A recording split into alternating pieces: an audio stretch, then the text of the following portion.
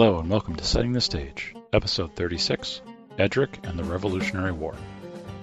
In order for the podcast to continue, we really need more guests to volunteer to be on the show. So if you're interested, or if you know someone who is interested, please go to gocorral.com/SDS to learn more about how to apply to be on the show. That's GOCORRAL.com/SDS. Today I'm here with Edric, and we're going to talk about his world, which is set in the real world, actually, which is kind of why I'm really excited to talk about it.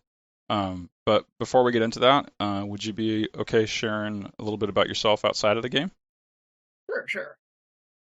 I currently live in the U.S. My spouse and I have been together for, I think this will be 11 years now since we've been together. Married congrats. for, thank you. Married for 5 years now, coming up in June. It's just us. Well, we have a couple of cats, no kids or anything like that.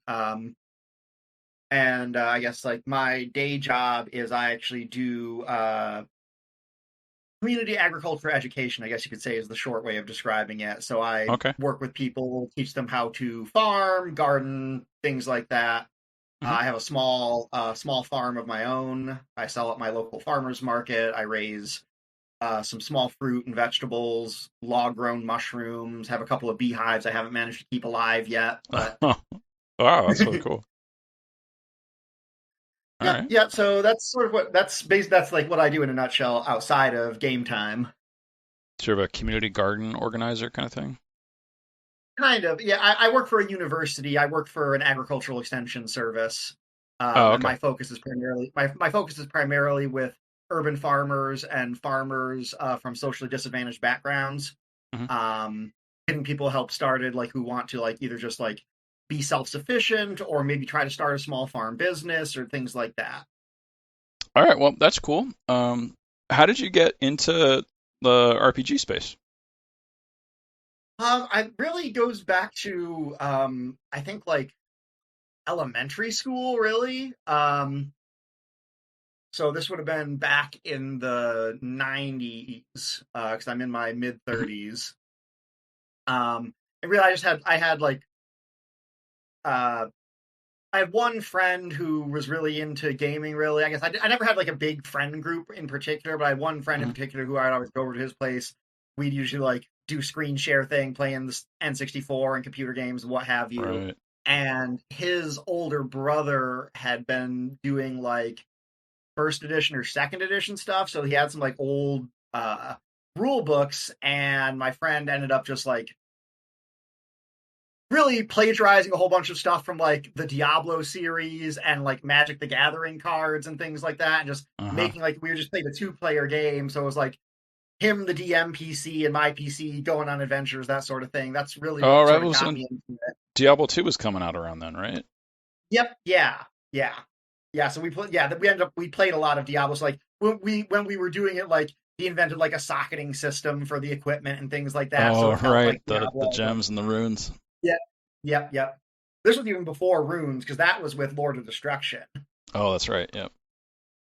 Because about that time too, like I think my parents had bought me a PlayStation for either my birthday or Christmas, and I started playing Final Fantasy. So that's sort of what kind of first got me into like role-playing games in general. Yeah.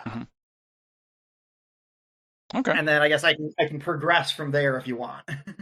Yeah, sure. So you started off with just you, your friend, and his brother also, or was it just you and your friend? No, it was just me and my friend, and it was really, I guess you could say, he had a very power gamer mindset, so it was mostly like, just we rolled dice and we were playing like imagination. I don't really know if we were really following rules per se.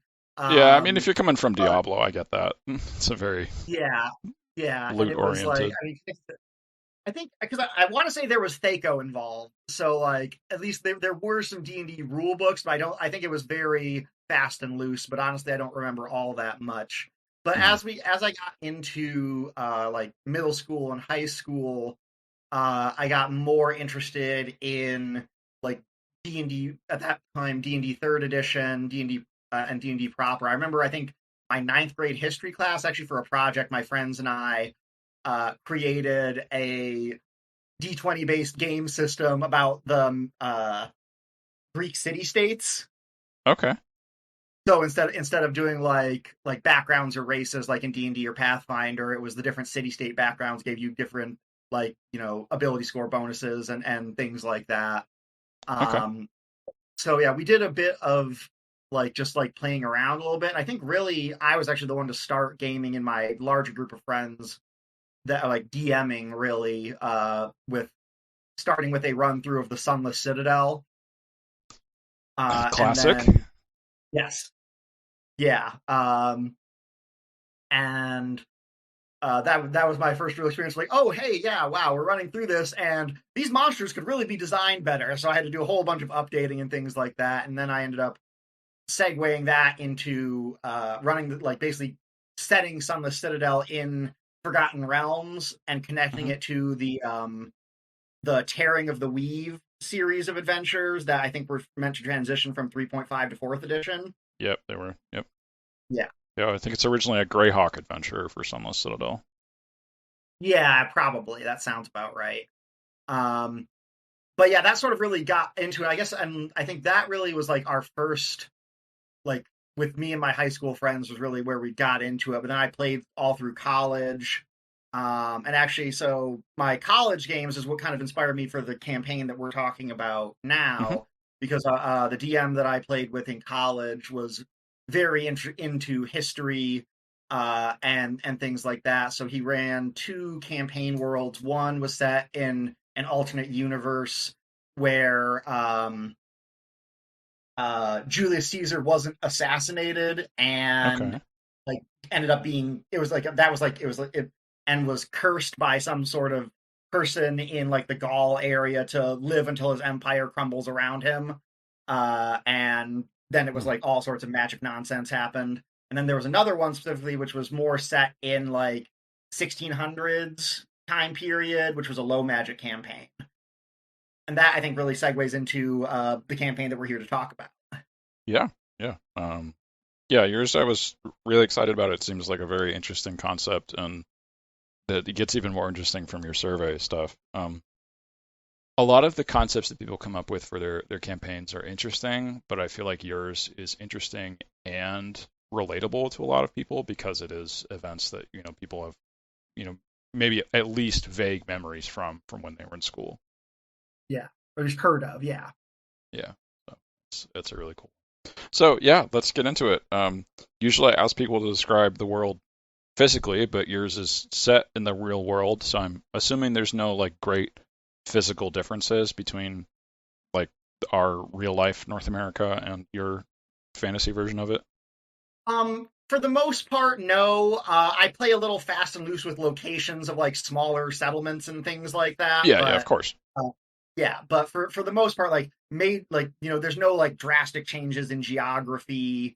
Um, Yeah, like the Mississippi River is here, the Rockies are here, the Appalachians are here, nothing like that. yeah, yeah, pretty much all that's consistent. Okay. Yeah, why don't we talk a bit about what got you interested in setting a campaign in uh like the initially it was like the colonies, right? Yeah, so my campaign world, we I just and again inspired by that low magic like 1600s 1700s campaign where it's like okay firearms are starting to get introduced. There's like there's a whole lot of history that we can draw from for inspiration for things, but also there's enough things that are kind of like off the map that I have a bit of freedom to make things up, and I think just I had some historical interest in the Revolutionary War, and so that's where we're set. I set the campaign in, and my friend, I guess my gaming group had Hmm. a had an interest in that time period as well. So yeah, so we started the game. Uh, I want to say a couple years into the Revolutionary War. Okay. Yeah. It's like 1778, 79-ish. Yeah, 1778. Yeah, I believe is where we when we started. I think I have an actual date I tracked with calendars and things Uh, like that. How what they were doing and cross check that with goings on in the Revolutionary War elsewise. Did you use the Gregorian or the Julian calendar? Gregorian. Yeah. You have any Russian characters? I had a Russian NPC who was like a lot of DMs, I also borrow from other things. So I had borrowed some characters from I don't know if you have read any Neil Stevenson. Um, I don't think so. um, Very one of my favorite authors, honestly. He writes a lot of speculative fiction stuff, but he had a series set during the mid 1600s, all about the rise of modern economics, science, and philosophy. Okay. So I imported. Well, there was a Russian character I imported from that series Okay. called the series is called the Baroque Cycle. This is more elaborate than I was just making a joke about how they were using the Julian calendar into the Yeah, 20th century, but okay, cool. yeah, no. I did have one Russian character, but yeah, for the most part, most people were like players, and players were mostly um, either colonists or natives. Okay. I was curious about that for like inspirations for it because this is a fantasy version with like magic and all of that, compared to other fantasy versions of North America, and I'm aware of a few of them. I think I Mhm. mentioned Alvin Maker to you before, and you said that wasn't an inspiration. I was trying to think of other ones, and I thought of like the Crustomancy series. Ooh, I do love Crestomancy, but I didn't take any inspiration from that Yeah, directly. it doesn't have a lot to do with North America. It's very minimal, so 'cause it's Mhm. mostly set in England. Yeah, I mostly did just straight up some background history development, refreshing myself on some of the major points of the Revolutionary War. It actually gets into so when we started the campaign, our session zero was like, okay, whose side does everybody want to be on? Uh, so that was a long and somewhat complex conversation Hmm. because basically it kind of boiled down to like, okay, so we got the British, we got the colonists. There's also the Spanish are around. The French are Right. tangentially involved, and then there's the indigenous population. And then when you get into the indigenous population, okay, are you allied with the British? Are you allied with the colonists? Are you independent? What are you doing? Um, I guess my initial thought when I created this campaign was it was going to be a bit more intrigue based, was my thought, because basically, so I wanted to do low magic because I didn't want people to just be flinging fireballs around to solve Revolutionary War problems. Right. So for the most part, like magic was meant to be subtle, so there wasn't really any like big evocation spells until you got to higher levels. Um, there wasn't really a so I there wasn't uh resurrection spells. I should say there were, but like I made the caveat in the rules of you use one of these, something's going to take notice. Dot dot dot. Nobody Hmm. ever had to do that Yeah. until the end of the game. But I think one of the ways I've handled that before was having it where you needed to be twice the level to cast that spell for some of the spells. mm, So normally resurrection, like raised that as a fourth level spell. I forgot. Seemed to be seventh level to cast it, so instead you could be 14th. So then it's much harder to get access to. yeah, yeah. I think I straight up removed a whole bunch of spells from the spell list. Hmm. Mainly, Yeah. I was hoping and wanting people to focus more on things like illusion, which in 3.5 was way overpowered. Yeah. All um, the shadow spells. Yeah. yeah, but like illusion, enchantment, like some conjuration stuff. No teleportation was another thing. Hmm. Like nothing from the teleportation sub school. I think that's Um, like required to have a low magic society. yeah, I was initially thinking of there being like a sort of like civilization versus wilderness, like the more like in like big cities there would be a magic failure chance, but just it didn't pan out. It didn't really work Okay. mechanically, so I dropped Kind of like that pretty Arcanum. quickly. Yeah, yeah, I was gonna try something like that. We did it for a few sessions, but like with all the other custom rules and everything else going on, it just ended up being too clunky. Hmm. Yeah, I can see that. And you were starting this, you said like in college. Was this around the same time that Assassin's Creed 3 came out? I So it was think so.2012. I'd only played like 1, 2, and Brotherhood. Okay. So that was like, like that sort of feel is, I think, kind of what I was going for. Like there's some magical things and whatnot, but it is based in history, but it's also fiction. So Hmm. Yeah. Okay, but not a direct inspiration for you, it sounds like. not directly. I'm sure there's Okay. probably bits and pieces that were in my head that I wasn't considering. For me, it was mostly I kind of made it up. I think whole cloth, for the most part. Okay. So yeah, let's talk about how the setting itself is different because of the existence of magic, and like you also mentioned in your survey that like folktale characters and gods kind of have like a real quasi-real presentation. It wasn't quite clear, but let's talk about Yeah, like how those elements come into the campaign and how it separates your your campaign from like our reality. yeah. So I think initially for the first like I think few years of the campaign, because this is actually I think this is one of two campaigns that have actually gone from beginning to end. Hmm. Like all the other ones have been like ones that we go and then we peter out and Yeah, hasn't ended. yeah, So it this one happens. actually got to the end, which is a nice thing. I feel like took about 7 or 8 years, but it got there. So yeah, this I guess so in terms of how it's so initially my initial inspiration was kind of like American Gods, where sort of like human belief and structure of stories has shaped beings with quasi divine power. Um, and then towards the end of the campaign, years later, I had started getting into the Dresden Files series, which I think has a similar sort of like all myths are real philosophy, Mhm. but like they're real, but they're different because we don't always keep track of things. And that sort of took a hold towards the latter part of the campaign.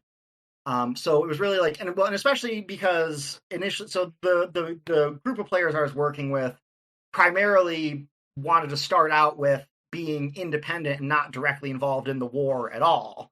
Mhm. Most of them created characters that were either like frontiersmen or indigenous people or Huh. otherwise just who are out in the wilderness. So we actually started in the wild, uh, which was a little irritating for me. It is. Yeah, it feels like you're squandering the setting if you don't place yourself within like what we know of it.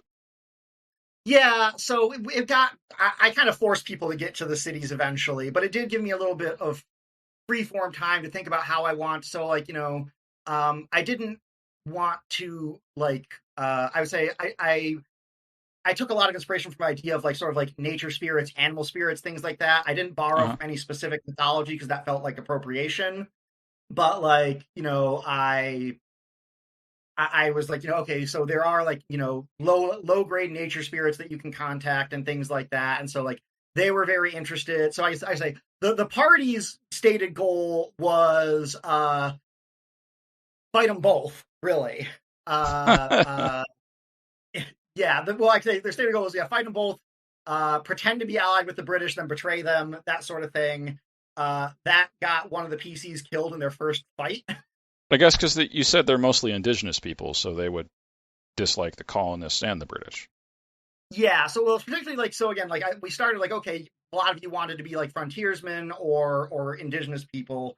Like, do you want to be allied with either side, or do you want to be like pro indigenous independence? And the most of the players like I mean it's kind of cringy because none of us are indigenous background, but like they were like yeah, Hmm. pro indigenous independence, like yeah, genocide, fuck that. So I Okay. was like okay, all right, here we go. Um, so I basically, guess that I might make created them this. pro-French if they were going off the French and Indian War. Yeah, somewhat. To a degree. Yeah, and so they initially started off with a at it looks like the first actual session was them at a gathering of uh chieftains and leaders in basically the Ohio country with some British who were basically there to be like, hey, you want to help us because we'll give you this and this and that. Mm-hmm. And so, there were some real world historical figures there, like Joseph Brant, a couple other folks. They were being like, "Hey, you guys want to ally with the British?" And other people were like, "No, we want to ally with the colonists." And so, but they found somebody who was like, "No, we want to play along, but then backstab them both." And that's what the party decided to go with. So they ended up following a group of British soldiers to investigate a frontier town that was strategically placed on a very useful ford on the Ohio River. Okay. And so their initial goal was to the stated goal of the British commanders, the British soldiers who were with them, was to, try to talk the leader of the town into allying with the British. Instead, the party ambushed their British compatriots, and got into a firefight, and that was the first real experience with firearm rules. Because I made firearms in this campaign setting pretty deadly. Mm-hmm. But and I haven't, and honestly, it was kind of clunky. But basically, what I did is I gave these were black powder weapons, not as super like refined or anything like that. So I basically gave them a default -4 to hit unless you took a exotic weapon proficiency firearms, and that's in addition to the standard non-proficiency bonus. And this was in 3rd edition, right? Yeah, 3.5. Okay, yeah.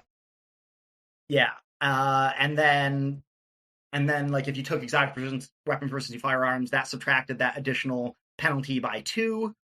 And then the firearms, so a pistol did 3d6, a musket did 3d10, and a rifle did 3d8. Yeah. Okay. So this is a little bit different than the rules in the DMG, if I'm remembering those right. Yes. Yeah. That didn't really have good because the DMG is balanced for we didn't want people to all pick the same weapon, and I wanted to try to do something to be like, hey, yeah, people moved away from swords and bows for a reason. Right. And I think it didn't really work out as well as I wanted. It did mean basically everybody was taking firearm feats who wanted to be involved with firearms. Well, I think the reason that people moved away from bows and arrows was because rifles and pistols and muskets are much easier to learn. Mm-hmm. Yeah, that's definitely a big part of it. You can just hand one to someone and they'll know how to use it within a week of training, theoretically. A bow and arrow takes you need to build up the muscles. You just can't do it that quickly. Yeah, but I mean the same thing was true of crossbows, right? So yeah, and even that went, but yeah. So I mean and I think I made them too deadly. But it definitely made an impression in the first fight when one of the PCs got aced by the British troop commander who was with them, who I had built to be a pistol guy. Mm-hmm. How'd you handle reloading for them? I had it basically for muskets and pistols, reloading was a full round action. Okay. For rifles, it was 2 full rounds. Oof. If you took the rapid reload feat, you could get a rifle for 1 reloaded in 1 full round, a pistol as a move action, and a musket as a standard action. Okay. That actually, I think, is somewhat slower than how fast they're able to be fired in real life. I did a little bit of research into that, and it was kind of close. I do think it was a little bit slower, but I felt that offset a little bit the deadliness of them. But of course, the PC solved it the typical PC way by just throwing more guns on themselves. Yes, of course. Like those pirates that carried 6 pistols or something. Yeah, pretty much. It got to the point where at one point when they finally got around to a city, I know some the primary gunfighters spent a significant portion of their income getting custom made backpacks with quick release firearm stuff on them. Oh wow, okay. And there was a lot of pull off and drop and things like that, and it was a whole thing. Okay, yeah. So guns are still the primary way of fighting at range instead of magic, is what it sounds like. Primarily, yeah, especially because there's not a lot of direct damage dealing magic. Right. And guns are everywhere, but they have their issues, but they're still very good. Yeah, and still plenty of the PCs also used melee weapons. Tomahawks, some bows and arrows, because like class proficiency really is like so Mm. like the bard never took exotic proficiency firearm. She still had a pistol or two, but she couldn't really shoot anything with it hardly. No bayonets? We did have bayonets, yes. So yeah, nobody really ended up using them because they would have to. I think if what I recall at the time in the Revolutionary War, like you had to fix the bayonet, but it wasn't an undermounted bayonet like in the Civil War. So it actually like if you fixed the bayonet, it would interfere with firing. Yeah, you I wouldn't be think. able to shoot it. Yeah, that sounds right. Yeah. Yeah, so like most of them just like if they got once their enemies got into melee range, they just dropped they either bludgeoned with the back end of the if they were using a musket or a rifle, Hmm. or just dropped the gun and brought out their melee weapons. And this, I guess, more of my curiosity here. Did you come up with any rules for how they worked while it was raining?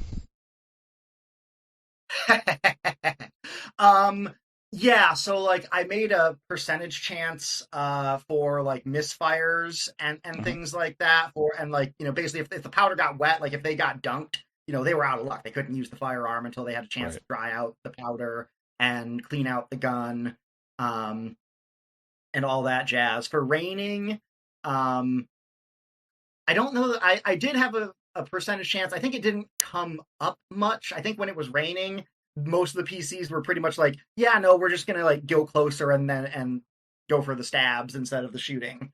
Okay. Um, I guess a follow on to that is, does this mean that the create water cantrip becomes much more useful? It would have been if they ever thought of that. Okay.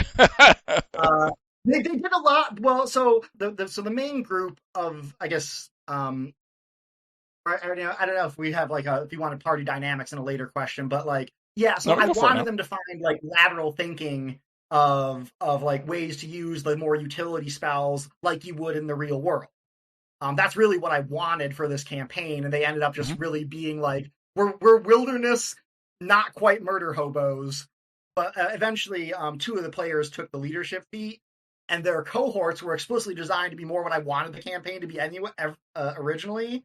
And their Uh, cohorts went on separate adventures, um, doing things like sneaking into forts and using shrink item on barrels of gunpowder and oh, cannons and stealing the cannons from a whole fort by shrinking them and just pocketing them.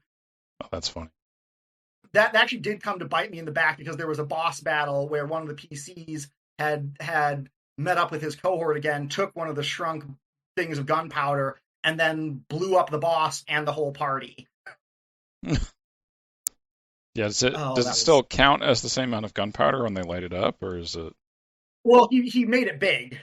he Oh, basically okay. lit it and then embiggened it, and uh, that was almost a TPK. And I Yeah. had to like on the fly rules. It's really funny because he killed the boss before they found out who the boss actually was because they've been getting like hints of like, okay, this is like some sort of nefarious like extra dimensional monster thing, and it's like, okay, I blow us all up. It's like, oh shit.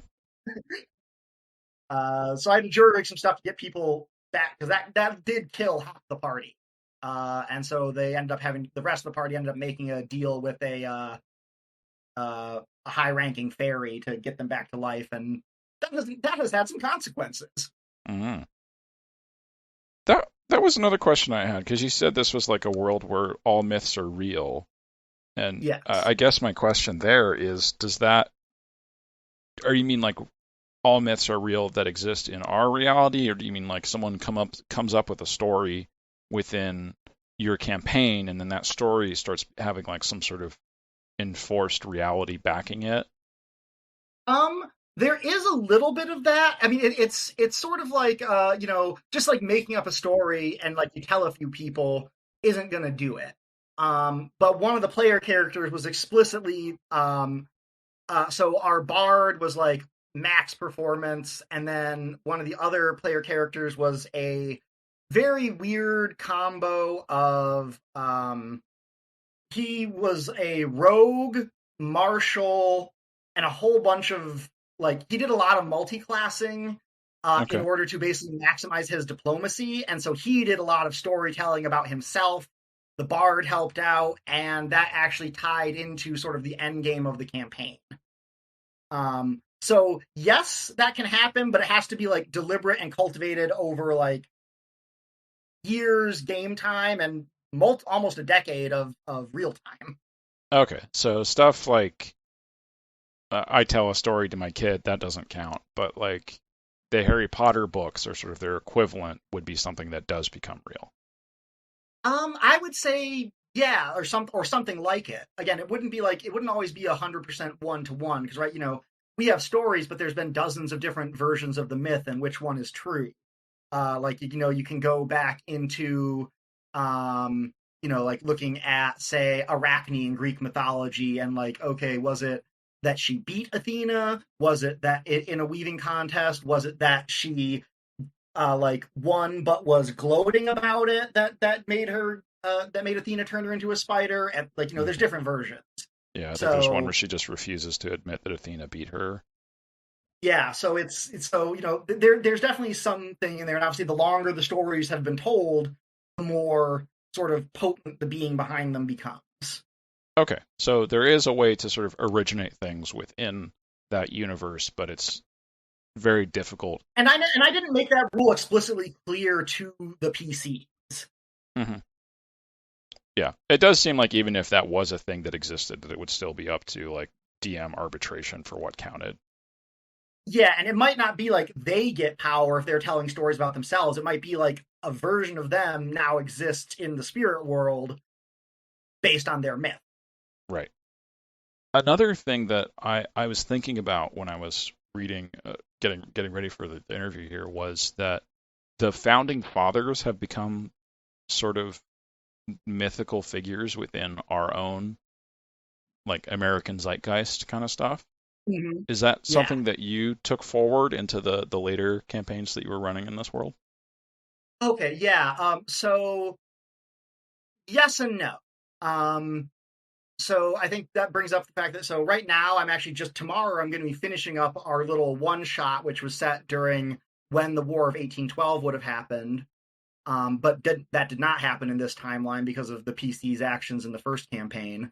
Um, and then yeah, next campaign is going to be set during the Civil War.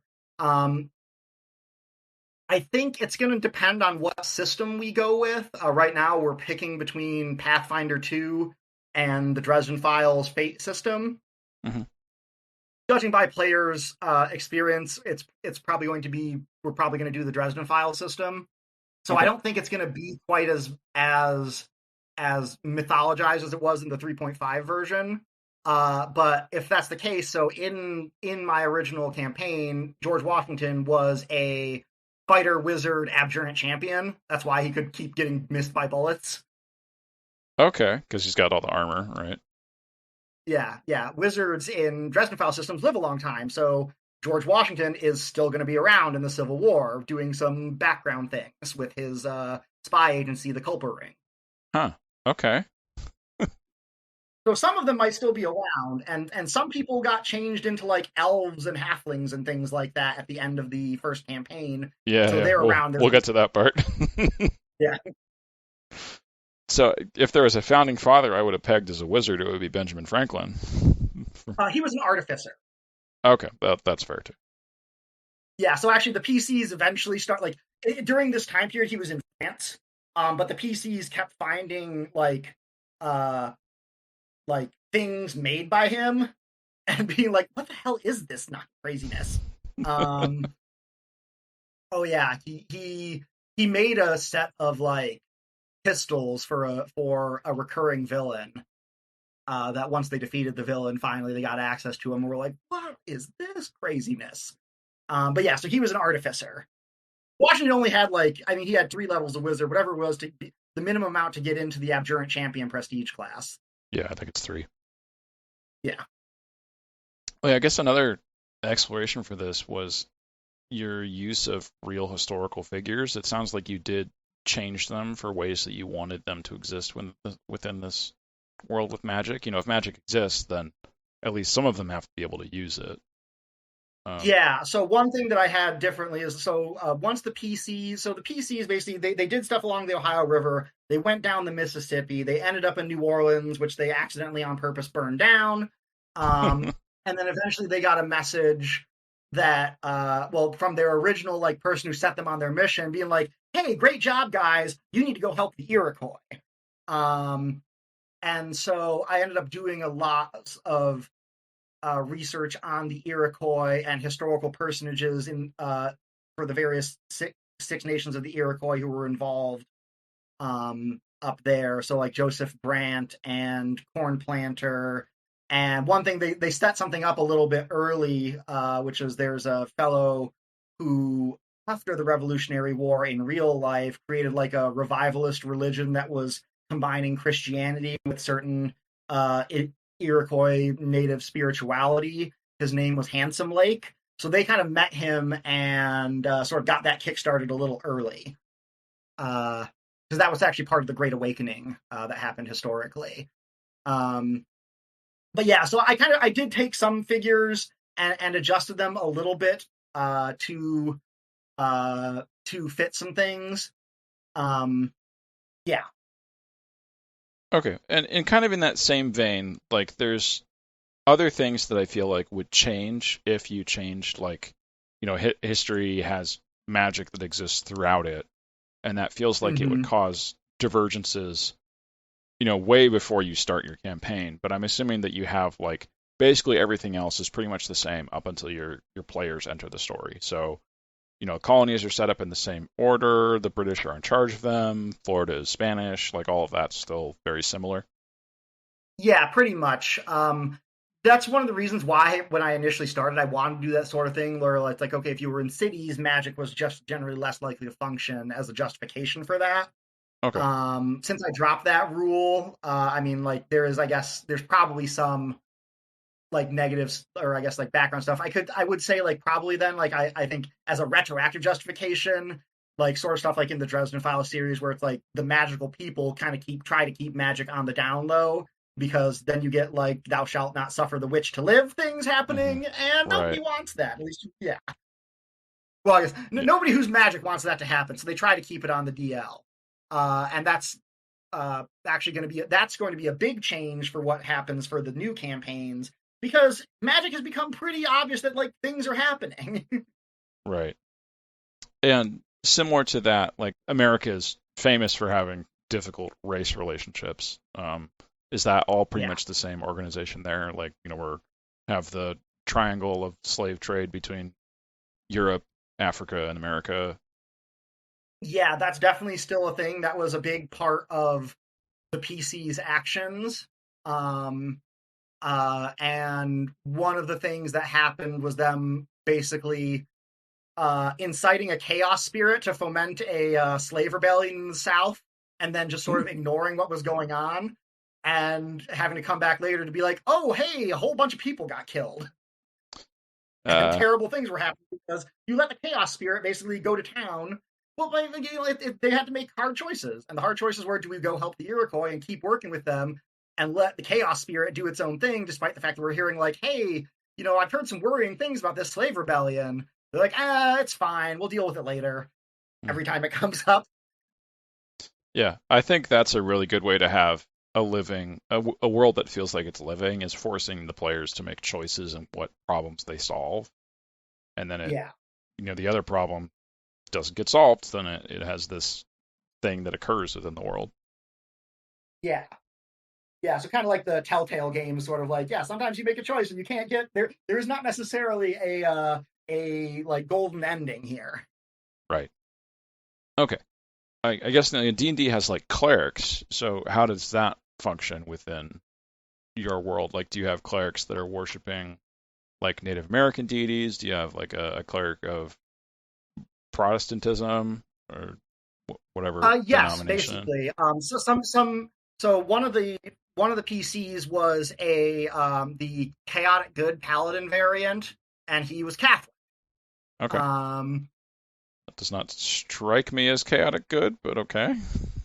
he was Irish. I think that's how I'll explain it. Okay. Um, No, yeah. So, It's like Boondock Saints, kind of. yeah, basically. Though I peg them more as chaotic neutral, and he tried to be better than that. The rest Okay. of the party didn't always allow him to succeed, but the party's alignment was a little like there was the paladin, and then most everybody else was somewhere in the neutral range. Uh, but also like they explicitly had biases. So again, the diplomancer character, the rogue marshal, all sorts, excuse me, weirdness character, he was explicitly extremely racist against the Spanish because they murdered his people. Okay. And basically, anytime the characters encounter Spanish people, he was like, they need to die. Oof. That's part of the reason why New Orleans got burnt down. Was it a Spanish colony in your version, or they just met a Spanish person there? No, it was the governor of New Orleans, like of that area, was Bernardo de Gálvez, a Spanish noble, Oh, not namesake of French? Galveston. No, it was part of New Spain. I'm 90% sure. I thought it was part of Louisiana, so it was part of the French. That happened when Oh, right. That changed. That's unification, right. like when it changed over when the Bourbons took over both Spain from the Habsburgs, probably, or yeah, so it was Spanish at the time, and then eventually all of Louisiana was French because that's when Napoleon sold the Louisiana through the Louisiana Purchase. Right. Yes. But yeah, Okay. at this time during this Revolutionary War, it was Spanish. Okay. That's cool. The lesser known facts that I completely forgot. So that's like the actual governor was who was governor when your players went there and burned it Yeah, down. yeah. So yep. Bernardo de Galvez was the governor.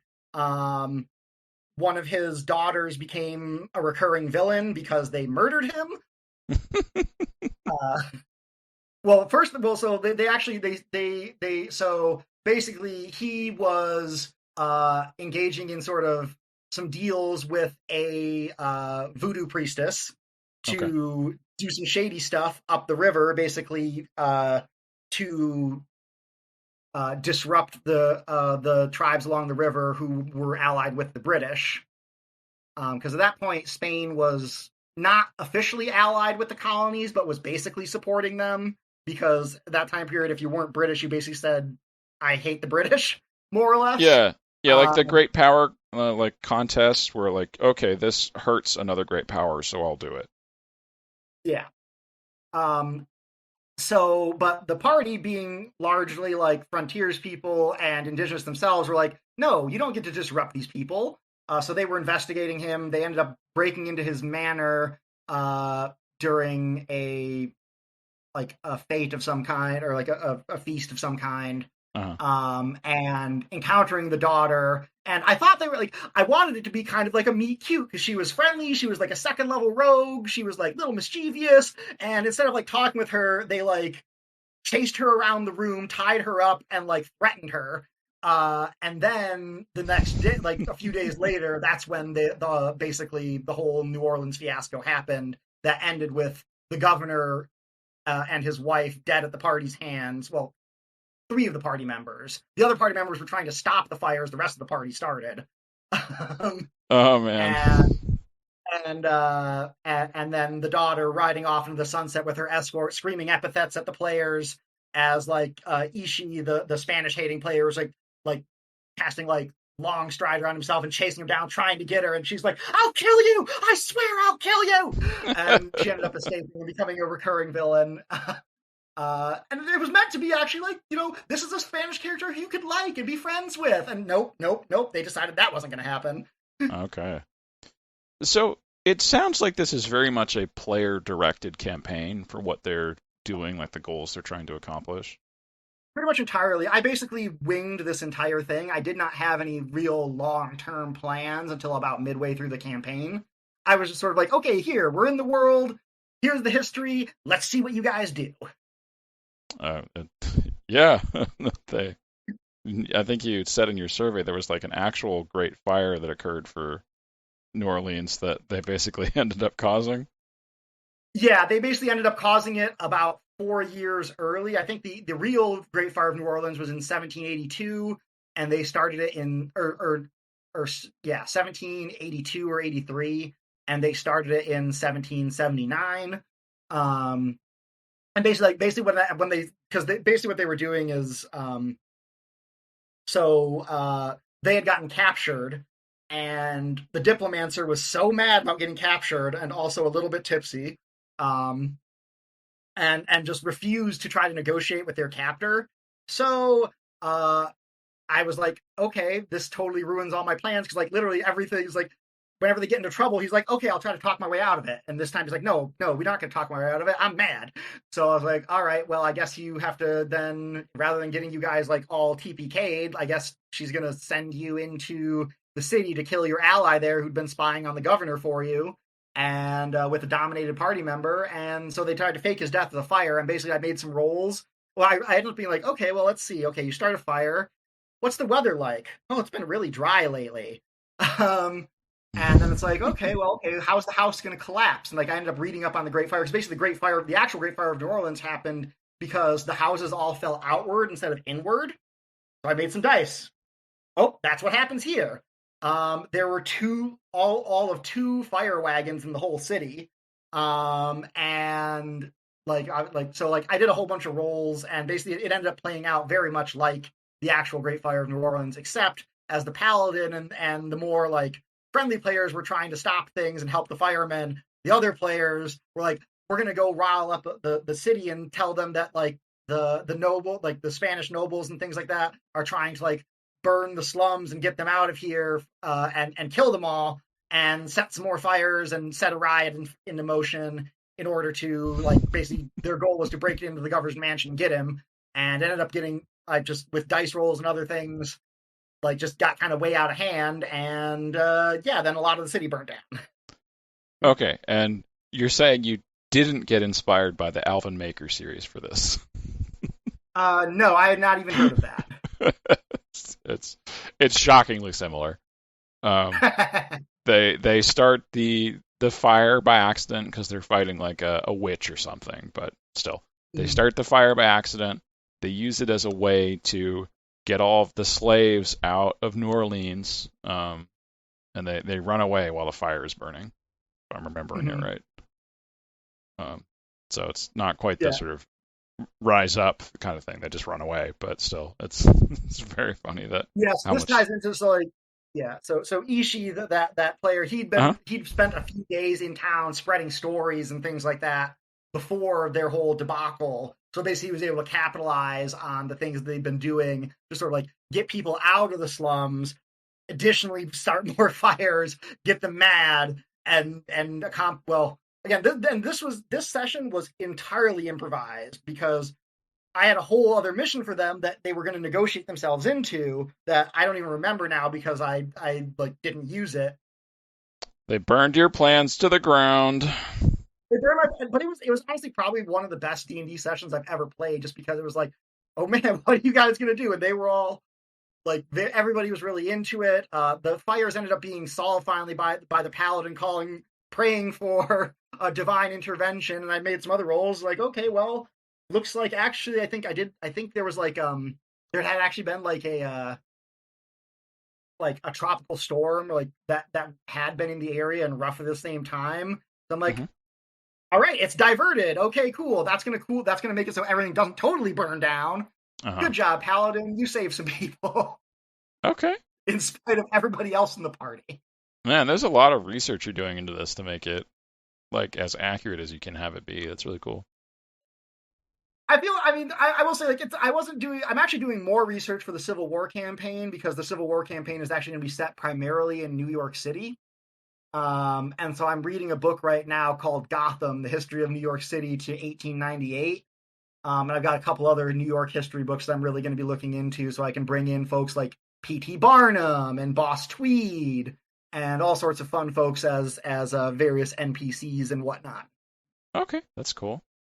I feel like I want to kind of go in order here. So you started off with them at the Native American Indian Conference where they're trying to pick which side they're going to join on the Revolutionary War. That's where sort of the main events start. Yes. they decide we hate both of these sides. Let's kill them both. Um, cause chaos and eventually end up in New Orleans and Mm-hmm. cause some more chaos there and basically reenact a real historical event by accident. Pretty much. And yeah, what happens after that? Yeah, so the voodoo priestess who they had met, who in game mechanics term was a sorcerer fate spinner. Okay. Um, so she was allied with a chaos spirit called Raven, who was not who was so like in actual like native mythologies, Raven was primarily a trickster spirit of the Pacific Northwest. Mhm. So this is totally different Raven, not affiliated with any existing um like as pantheon or spiritual tradition, but basically I like he was like trickster spirit, chaotic neutral trickster spirit. Yep, Um Raven and Coyote are the big ones for America, as yeah, far as I know. yeah. Mm-hmm. So she was allied with Raven because basically Bernardo de Gálvez had been paying Raven a bunch of gold from the Central and South American Spanish colonies to fuck with people for him.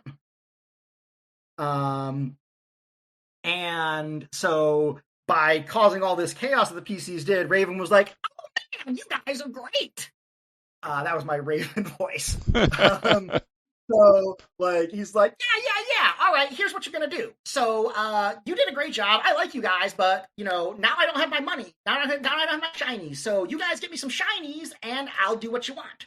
So what they did then is basically I gave them here's what you do. So you're going to try to rob the next Spanish treasure fleet that leaves Veracruz for Spain. Get him a couple ships, or like he specifically asked for a treasure ship from the fleet from Veracruz. And the PCs immediately were like, "What? How can we do that? We're like 6 people. We can't like conquer like a ship of the line." And it was a whole argument until I was like, "Guys, think for a second. What do you have? You have a high level bard, and you have the governor of New Spain's flagship that was in the port of New Orleans, which you have effectively conquered. Because now the sorceress, who specializes in mind magic, is going to take over the city for you. Well, for herself, but kind of for you." Yeah. And they were like, "Oh, we do, don't we?" So this was also the introduction of when I brought my spouse into the campaign, and they created a guest star party member who was a daughter of Anne Bonny, so Pirate Queen. Right. I was trying to remember what that name was from. Yeah, Anne Bonny was one a famous female pirate from the like mid 1700s. Isn't she usually called Bonnie Ann? That's what I'm remembering for that. I think her actual last name was Bonny, like so it's Anne Bonny, and there was another pirate. They were like acquaintances. I can't remember Mm. what her name was off the top of my head. Right. Um, but so they joined the Pirate Queen, who will help provide some additional like actual knowledge of how to operate a ship. And through that and the use of the bard using disguise self and glibness and things that I actually wanted them to do in the campaign, finally they got into it. Uh, they basically sort of like were like, New Orleans is burnt down. It's a tragedy. So the bard impersonated Bernardo de Galvez to get on the flagship of the treasure fleet, and like requested an escort of some ships to go to Florida for resupply, to break off from the main fleet. And so then they basically stole 3 treasure ships. One went to Raven, and in exchange, he agreed to basically help kickstart a slave rebellion in the South. Okay. There's that chaos spirit you were talking about before. Yep. Yes. Yep. One ship went to the Pirate Queen, and she was basically going to govern New Orleans along with the Voodoo Priestess. And then the other ship went to the party, and they basically they used it to buy. Well, they sent a bunch of gold up the Mississippi to the tribes they befriended along the Mississippi, who were all like, actually, so like the people they met along the Mississippi were all. I was trying to avoid being appropriative, so I just made up peoples and things like that because I didn't want to be like, "Hey, here's this random white guy. I'm doing all your things, blah blah blah." Hmm. So Okay. They sent some ships up the river to their allies, and then used a bunch of gold to buy or to arrange the purchase of a whole bunch of cannons from a Dutch merchant to give to the tribes along the Mississippi. I did the math. I looked at the size of typical Spanish treasure galleons and what the size of their holds were and what they generally carried, Uh-huh. and it seemed and this was a bit spitbally, but the contents of one of those ships was about the entire budget of all 13 colonies. I think I've heard other things like, yeah, it was some ridiculous amount of money. Yeah, it's less so in the 1700s than it was in the 1500s and 1600s, but just in terms of a cubic footage versus okay, because they've got silver and gold that they've smelted into bars and things like that they're going there, and Mhm. plus other things Yeah, just they still need it was, food.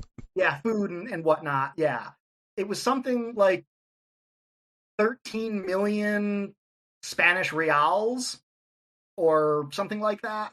Mhm. I can't remember. I looked up the math and did it, and it was literally pretty much the entire each ship was worth basically the entire budget of the governments of the Yeah, colonies all the for money that you one or want. two Yes. years. Yeah. Money wasn't really a big factor in this campaign. There wasn't really much in the way of treasure either, which was to the consternation of one of my players. Um, Yeah, in a low magic campaign, you can't really just buy like a +5 weapon, right? Like that's just not yeah, something you can purchase with money. Like money gets you property, like, yeah. land. Yep. Yeah. So they did. I ended up making some magic items for them to find on occasion. They would occasionally bargain with spirits for things, or complete Hmm. quests for things, as little side quests to get some stuff. They had some entirely non magical things. I gave them a basically a giant old fashioned blunderbuss that was kind of that instead of shooting anything made a cone based weapon.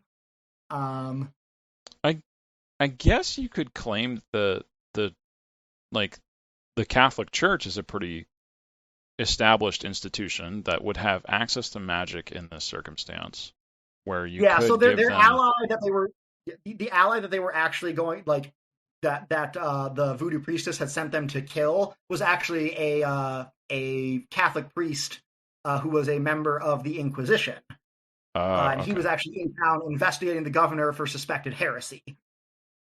Was the Inquisition still Uh, active in the 1700s? not in the real world. Okay, I see. That is one thing that changed. Yeah, so the Inquisition was basically the church's magical arm in this. Yeah. I was also thinking that I think Anne Bonny was from like the early 1700s as well, because that was the high piracy era. Yeah, So you moved her around just because she's a fun character. a little bit. Well, so it was her daughter. So yeah, I Oh, did move it okay. around. Yeah, Okay, that's right. She did have like a child. I forgot about that. yeah. I don't know if she did. I think the other pirate did, but I invented one. If I she did, believe they both did. They were both pregnant when they were captured, and then yeah, it was Mary Reed. yeah, their execution was stayed until they gave birth, and then they were executed after that. Um, I had another thought about what you were describing there about like the raven trickster spirit. Um, Yeah, I was curious if it could like change forms, because like trying to a trickster spirit in for the African population that had been enslaved in the South, I feel like the Uncle Remus stories exist because they're mhm, based off of like actual stories that were circulating within that community. And the trickster yeah, there is Brother Rabbit, not a yeah. raven. Would it like shift into a rabbit form to sort of connect with that group, or would it still? Yes, it could absolutely. And sort of the like in American Gods, there's kind of some overlap in Mhm. those things. Right. Where Rabbit might be an aspect of Raven in that case, um, and uh, but Brer Rabbit might also exist independently as well. Mhm. Raven in particular was they didn't really see him do a lot of shape shifting. What a lot of what he did actually was sort of well, he would send aspects of himself out to do things, and a lot of what they encountered were sort of magical items that was him splitting off some of his power to do something weird. Okay. which like so at one point they fought a spirit creature that I called Raven's Laugh, um, which was something he had split off to do some of the things that were requested of him by Bernardo de Gálvez. Gotcha. Um, and like he also had a couple other like things like that. But I mean, he could absolutely shapeshift. I would say like in terms if we were thinking like D&D 3.5 rules, he was probably like a minor god or demigod, like something Uh-huh. like that. I Yeah. don't think he might. I don't. He might have been up to an intermediate deity, but actually it became a plot point that like he was actually deliberately lowering his divine power by splitting pieces off of himself off Hmm. because he ended up being the big bad. Oh, okay. I've been having him do like weird, creepy shit. So they were kind of like antagonistic to him, but then they allied with him. So like he was kind of their friend, but he was also not. But like basically in game wise, spoiler alert if you read the Dresden Files and haven't finished this and haven't gotten to the current editions, but the overall bad guys were like the outsiders. So like the old ones, things from extra dimensional horrors, things like that. So like in this game, mind flayers, they fought a mind flayer, or one of the bad guy they blew up with the bomb was actually like a modified mind flayer. Oh, okay. But so Raven got corrupted by the outsiders, but was deliberately splitting off his power so he wouldn't be so powerful, because he knew that he'd been corrupted but couldn't do anything about it. Well, I'll get to that in a little bit if we want to continue Okay. like the whole Yeah, yeah. story Let's go back to campaign. the story. So they got all this treasure, trying to do something They got with all it. this treasure, and so that basically was like that was about the time where they got the message from their initial contacts, being like, "Hey, you should go check out the Iroquois because they are in a bit of a bind." So in real world history, like the Revolutionary War split the Iroquois Confederacy. Um, Initially, most of them wanted to stay neutral, Hmm. but the Seneca and the Cayuga were more close to the colonists, and the Mohawk and the other nations were like some of them were a little more neutral, but some of them were more allied with the British, and it ended up breaking the Confederacy. Um, because of that, and actually, some people from different groups would join either side, and it was a very like sort of like I mean, it was a lot of brother against brother stuff going on there, like or at least people Yeah. against like family against family, friend against friend sort of thing happening. And Hmm. so their ally who had initially recruited them to be like hey, screw both of these teams, were like, hey, you should go do something about this. Um, and so that's when the PCs decided not to stick around with the slave rebellion. They were going to go talk to the Iroquois and try to figure out what was going on and try to do something about healing the wounds between the divided tribes, or between the divided nations of the Haudenosaunee. Okay, I see. Yeah. So then they spent a long time uh, basically doing a lot of negotiating, working with the people, trying to figure out how they could try to find a way to. They eventually came to the conclusion that like, okay, they're not all going to side with one side or the other. We need to find a way to get them just all to pull out and stay neutral. Um, they ended up doing some investigating, and they had to venture into the underworld to contact the spirit of Decanawida, the great peacemaker, who was a real figure, who was the one who united the Iroquois nations, Okay. and speak to him about what they could do to reunite the tribes. And they ventured into um, the spirit world, and found him, did a number of other things in there, found some other like ancestor spirits to work with, and basically successfully um, got the tribes to say, nope, screw it, we're out. Parts of them, but still there were other people like Joseph Brant, who was a very firm British ally, who took some people along with him back to Fort Detroit, and was working against the PCs. And some people also went to stay with the colonists, but for the most part, they managed to pull things out. And this is about the time where, when that happened, that's when they actually finally started interacting really with like the colonial figures and things like that. So at this Uh-huh. point, the players were probably like 12th, 13th level. So getting up there. Yep, that's pretty strong. Yeah. I was curious if you were going to do it like an E6 system for this or not. And it sounds like not. Yeah, we do. I mean, I want to say we finished the campaign at level 14 or 15, and so this is where things do change a little bit. So like one thing I did is like they ended up meeting with George Washington, and basically George Washington has been hearing about the things the party's been doing, and so he contracted some colonial allied spirits, the spirit of conquest and the spirit of industry, Oh, and okay. was like, which basically I had as I think the Spirit of Industry was like a modified Iron Golem thing, and he was basically like, "All right, you've got spirit allies, so do I. You know, you want to go, or do you want to talk terms?" uh, That's the Washington I remember.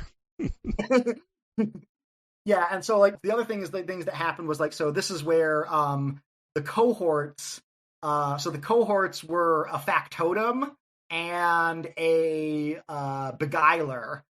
And these are the And leadership cohorts, right? Like their little yeah. So sidekicks. these were so the sidekicks basically got their own little mini campaign, so that we didn't have as many like PCs to play around with during the actual campaign. Okay. So like my two players that had leadership, like I did some sub adventures with them of the cohorts going off and getting into trouble.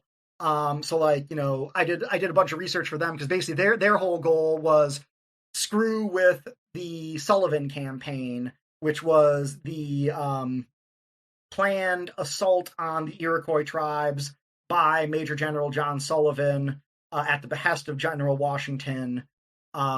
Which, if you read the letters, like it's like George Washington was like, "Yeah, kill them all," basically. And John Sullivan, if you like, he basically burned villages and burned all their supplies and did a whole lot of stuff that was not so great. So the cohorts did a whole bunch of things like breaking into Sullivan's fort and like stealing his plans and stealing a bunch of gunpowder and stealing cannons and sending false orders and all sorts of things that were like just trying to get things complicated. Um, Hmm. I'm actually surprised they didn't go for the diplomatic solution, which was that Sullivan, much like Benedict Arnold in real life, had some great successes, but then all his contemporaries just blamed him for every single failure, and he was like almost quitting a number of times in real life. So like they could have potentially persuaded him to just walk away, but they decided to go with thievery instead. Okay.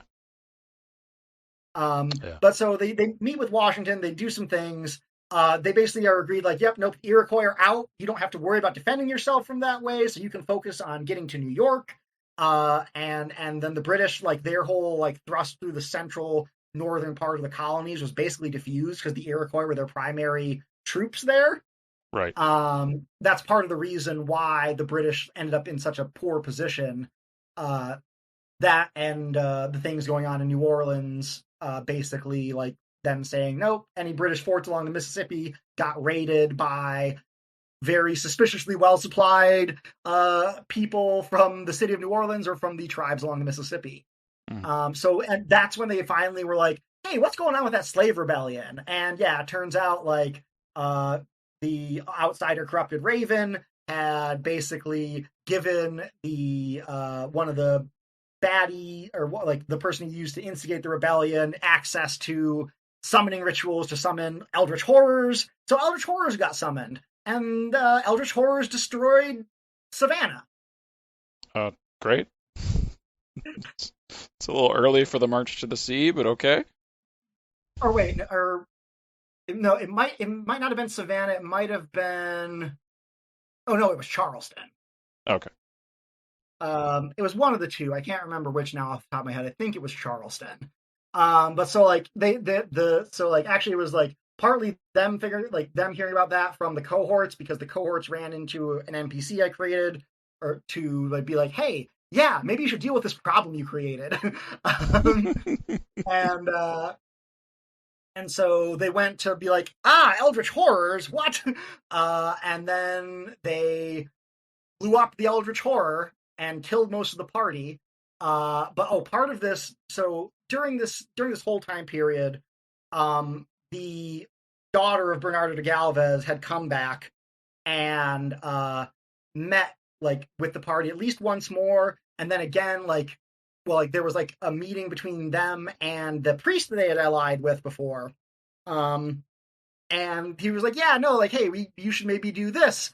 And then the bard, at the behest of the other party members, used modify memory on the paladin to make it seem like their former ally had attempted to betray them. And so they got into a fight, revealed the basically got into a fight. Guadalupe, who's the daughter, busts Yep. out, cripples one of the PCs, and it ends up escaping. But there was a whole she had done a whole number of things that they'd met, and they ended up capturing her and decided not to kill her because she ended up. I had her being possessed by one of the blackened denarii from the Dresden Files series, so fallen angel, Okay. sort of thing. So they wanted to so the paladin wanted to capture her and try to redeem her. That was the whole thing. And but basically they found out through that. So the Ishi had been crippled for a long time, and they had never had access to regeneration. And so he made a deal with Mab, the Queen of Air and Darkness, to heal his legs in exchange for basically becoming her minion. And so then basically through that alliance, they got a deal to resurrect the party after they got blown up in exchange for more servitude and other things. Uh-huh. And then that's when we reached the end game of the campaign, where they found out that Joseph Brant, enraged by the things that had been going on, made a deal with some of the Denarians and a number of other things to stage a ritual, and Raven, to stage a ritual on Isle Royal that was going to do something, but basically going to cause some sort of type of apocalypse. So then it's the PCs and their allies rushing to Isle Royal. They had acquired some magic snowshoes in a previous adventure, which helped a lot, because I think this was happening in the winter of 1780. Okay. So they rushed to the island. They set one set of their allies. Basically, there were ritual sites all around the island. They had to pick which ones they were going to go for, and each ritual site had a different effect.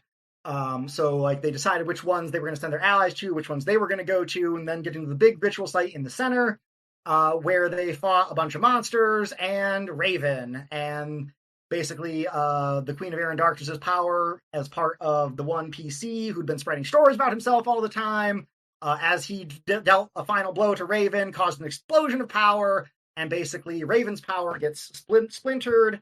One part is all these items that he created. One part goes into the PC, so that PC finishes the game becoming a lesser chaos spirit, and then the other part goes off to his opposite. So and in this particular patient, Raven was chaotic neutral, so the forces were split up into a neutral part, which was the items, chaotic good part, which was the player character, partly through the paladin's work trying to reform him throughout this campaign.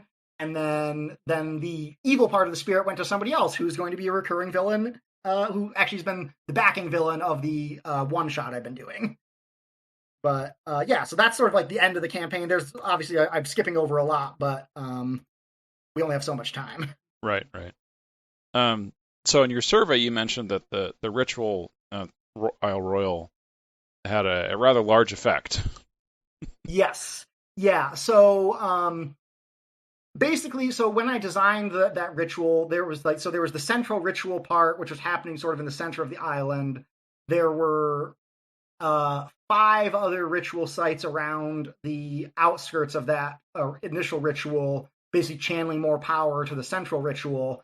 And basically, I gave each of those sites sort of there was a school of magic focus for each site. I think there was 2 of them were. One was evocation, 2 were transmutation, 1 was conjuration. I know there were 2 conjurations. So yeah, 2 conjurations, 2 transmutations, and an evocation, I think. Okay. And so they had to pick out which ones they were going to try to defeat before going for the main one with a limited amount of time. So they got the conjuration one because they didn't want anything being summoned, because they'd had enough problems with horrifying summoned things. Okay. one of them they went for was the evocation because they figured that would be blowing something up and they didn't want that to happen. And then they Okay. went after one of the transmutation circles. So, but what basically the one that they the one the circles that they didn't defeat were keyed for causing transmutative change in the peoples and animals and land of the planet. So when they broke the ritual, it basically it still partially went off. Human beings, to a degree, some human beings were randomly basically got turned into D&D races. Uh, Animals, there became more like dire animals and things like that, and like pockets of the spirit world were thrust into the real world. Okay. There's a higher percentage chance of things happening the closer you are to the epicenter of the ritual, but things did happen worldwide. But America's more the epicenter of it for the most part because it was the closest part of the ritual Okay. to the ritual. Okay. So it's still pretty wide. I was imagining when you initially said, like, based on closeness, that like just Michigan gets affected and Canada and No, no, Wisconsin. no. Pretty much. I mean, pretty much the whole world was affected, but like I would say, like between 1 in 50 and 1 in 20 people. Well, I'd say in I'd say like right around like within like one state away from Isle Royale was probably like 1 in 20 people might have been changed. Okay. And then scaling back the further away you got to the point where like if you were on the exact diametric opposite side of the Earth, which was I'm not sure where that would be from Isle Royale, probably Mm. either somewhere in the Pacific Ocean or maybe like China or like Um, that would be somewhere in the Indian Ocean. Indian Ocean. Okay. Yes, like the farthest away would probably be like there might be like a 1 in 1,000 or 1 in 10,000 chance of somebody being changed or affected. Okay. I didn't get that explicit, but like that's the idea I had in my head. Okay. Um, And when you say people are changed into D&D races, we're talking like elves, dwarves, orcs, goblins. Are we getting up into like giants, or are we still kind of staying around the same size? yeah, same size, medium size. Probably there's some people like with like powerful build features like Goliaths and things like that. And is it random, or is like every French person that transformed turns into an elf, every Spanish person that transformed turns into a goblin, or It's random, so like okay. anybody from any background could become any one of them. I did decide there was like to a degree like a matrilineal descent sort of thing potentially where like a family might all get changed into the same thing. Like if like the roles were really like I guess either on their side or not on their side depending on their perspective. Okay. Um, Actually, I did some rolling, and actually, like, one of the players got one of the two of the PCs got changed, and one of them, his whole like direct family group, all got changed into gnomes. Okay. But you were including like the evil races too. Mm-hmm.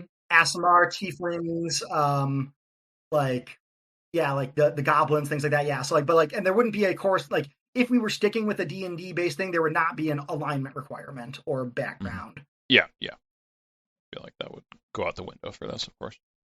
Yeah. That said, people like have would definitely have extensive prejudice against people who say look like tieflings because they look like demons. Yeah, yeah. That would be much more real in this sense. Yeah. Okay. And you also said that like there was this transformation of wildlife as well. I guess I'm curious how far that goes. Like dire animals, okay, like they're bigger and more aggressive, but what about like owl bears or like winter wolves or wargs, that kind of thing? I would say something like that would be much more uncommon than like just the dire animals sort of Hmm. thing. Um, but there's probably I would say they probably exist somewhere. Okay.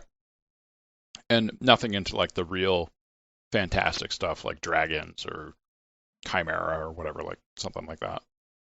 I mean, I'd say those would fall under the original like all myths are true things. They exist out there like somewhere. There's probably like one or two or a few somewhere, but you'd have to really like look for them to find them. I don't know. If all myths are true, then dragons are dead. St. George killed the last one.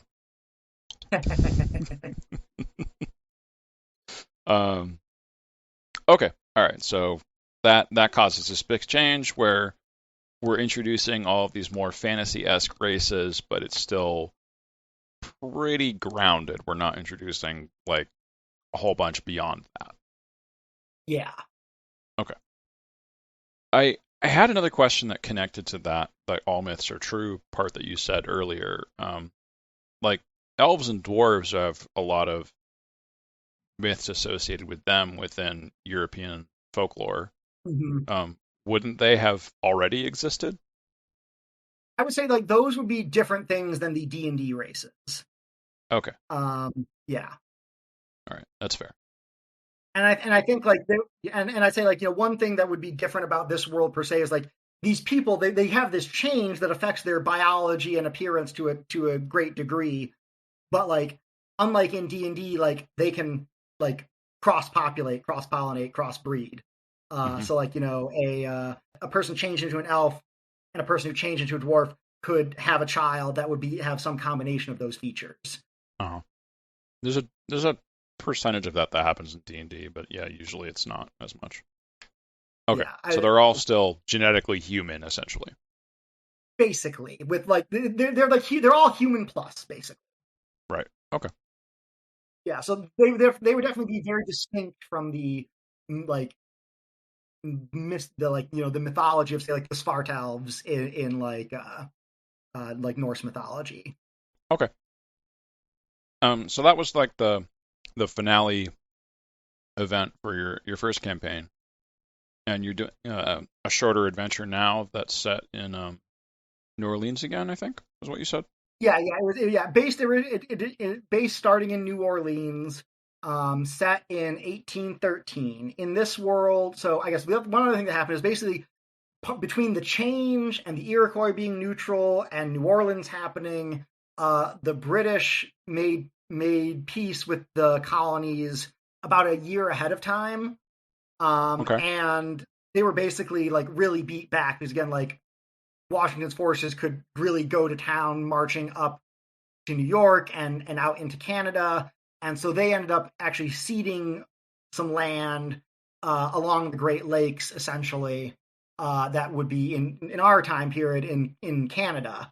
So that actually becomes a set of new states in the new campaign world, or will be. Okay. The other things that are happening is that because of the change in the frontier, there's these like basically like kind of like wild magic spaces and and like big beasts and things like that. Colonization is slowed down because people have to like deal with 20-foot tall bears occasionally, Hmm. and things like that.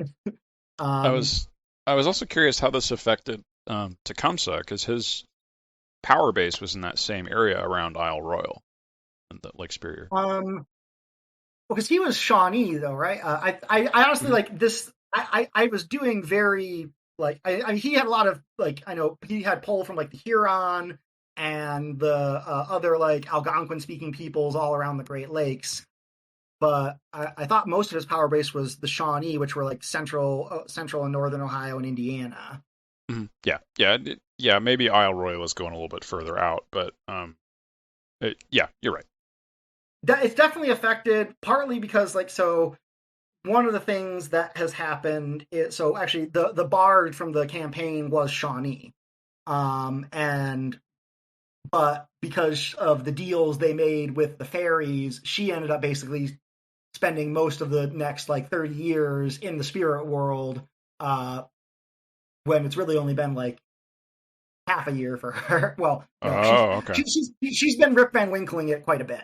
I see. So they kind of like lost like I guess the PC power base that would have really like promoted them. So like I would say like it's the Shawnee have been kind of like pressed between the peoples along the Mississippi who've been kind of like trying to beat the colonists at their own game using all the money.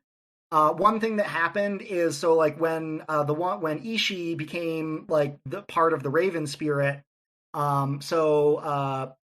Alexander Hamilton's wife turned into a Kenku, and when he was going to go to his duel, she prayed for his salvation, and Ishi answered. And basically saved his life by causing like a flock of ravens to fly in front of Aaron Burr and cause him to miss his shot in exchange for their service. which would be them moving to New Orleans and starting and using all the money that they made to basically create like the first Bank of New Orleans. And New Orleans has basically been like a kind of like piratical free city state that's been doing a number of things, and kind of like, you know, raiding a bunch of shipping in the Gulf of Mexico, but also doing some other things. Like I in the backstory, she actually the pirate NPC or the pirate guest star PC member stayed on as an NPC, and basically she's kind of been the de facto ruler of New Orleans. Led a fleet against the Barbary Corsairs, kind of like in exchange for some concessions from the U.S. government to like not try to mess with her. That didn't go as the dice didn't go well for her that time, but I